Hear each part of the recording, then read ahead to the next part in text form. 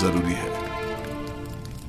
मेरा मशवरा है कि आखमहू और काहिनों की मौजूदगी में किबूनी और पादियमून को सामने लाया जाए।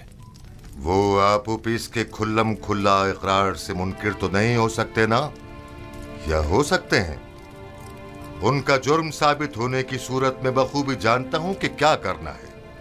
माबद के तमाम इख्तियारात उनसे जब्त करके पादियामून और आखमहू को इबरत आमोज सजा दूंगा।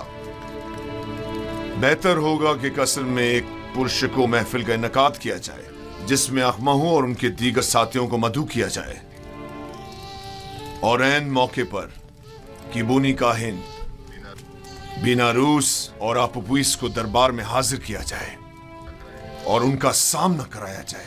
तुम्हारा क्या ख्याल है, वो इस दावत को कबूल कर लेंगे?